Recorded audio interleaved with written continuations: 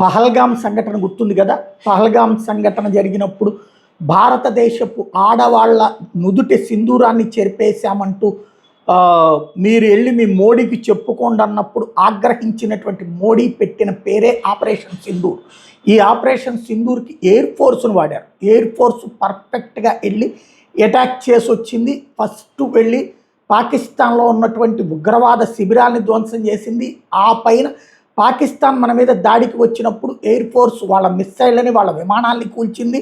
ఆ తరువాత మళ్ళీ వెళ్ళి పాకిస్తాన్లో ఉన్నటువంటి ఎయిర్ బేసులు 11 ఎయిర్ బేసుల రన్వేలని సర్వనాశనం చేసి వచ్చింది. కైరానా హిల్స్ ఆ అణుబాంబుల దాచుకునేటటువంటి ప్లేస్ ముక్కు ముఖం రెండు పేల్చి వచ్చింది. తద్వారా పాకిస్తాన్ మళ్ళీ కోలుకోలేని పరిస్థితి తీసుకొచ్చింది. నూర్ అహ్మద్ ఖాన్ ఎయిర్ బేస్ని ధ్వంసం చేసింది. ఈ మొత్తం ఆపరేషన్లకి నాయకత్వం ఇచ్చినటువంటి ఎయిర్ మార్షల్ అవధేష్ కుమార్ భారతి తాజాగా రిటైర్ అయ్యారు. 39 సంవత్సరాల పాటు సేవలు అందించి